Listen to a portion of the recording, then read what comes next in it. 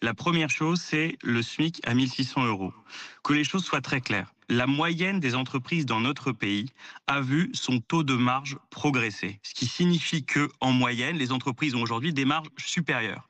Par ailleurs, on constate que la répartition capital-travail est de plus en plus défavorable au travail. Donc nous proposons un SMIC à 1600 euros parce que, en moyenne, du fait de cette protection des marges, il y a la capacité pour les entreprises de le régler. Pour celles qui ne seraient pas en situation de le régler, nous sommes tous d'accord pour dire qu'il y aura un accompagnement. Le but n'est pas de détruire de l'emploi, le but est de faire en sorte, au contraire, de créer un choc de demande positif pour l'économie. Donc ne dites pas n'importe quoi et Alors, les uns et les autres, justement, pardon, sur ce Alexandre sujet, Wizy, aidez-nous à y parce voir plus qu'il y clair. aura un mécanisme C'est d'accompagnement. quoi, Alexandre Wizy, Ça peut être un cette crédit aide? d'impôt, ça peut être un crédit d'impôt pour les entreprises qui auraient des comptes d'exploitation qui sont en difficulté. On est en train de travailler sur le mécanisme lui-même, mais les entreprises qui auraient des difficultés pour régler les salaires ne seront pas laissées sur le bord de la route. Premier point. Deuxième point, j'entends ce que vous dites sur les 14 tranches. On ne peut pas non plus là dire n'importe quoi.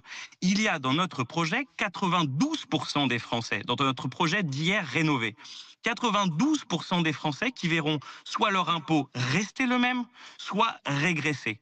Et la progressivité se fait sur les 8% restants. Parce que, vous le savez bien, les uns et les autres, il y a un problème de progressivité en haut de l'impôt sur le revenu.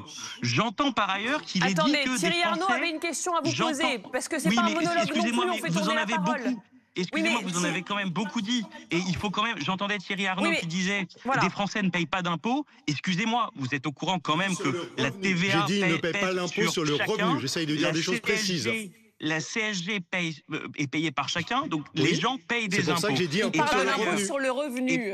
Et par ailleurs, il y a des inégalités de patrimoine qui ne font que monter dans ce pays. Si nous voulons les corriger, si nous voulons rester une société fonctionnelle dans laquelle les gens sont capables de vivre ensemble, nous sommes obligés d'augmenter la pression sur les hauts patrimoines. Et notre réforme, par exemple, de l'impôt sur les successions est ciblée sur les hauts patrimoines. C'est un impôt sur les grandes successions. Donc, s'il vous plaît, moi je veux bien qu'il y ait un débat politique. Les macronistes sont rentrés dans le débat en disant il y a 300 milliards d'euros. En fait, on est entre 100 et 150 pour l'année pleine 2025, 100 milliards d'euros. Donc, il ne faut pas dire n'importe quoi. Il faut que les Français aient un débat éclairé et on ne peut pas rentrer dans le débat de la manière dont vous le faites.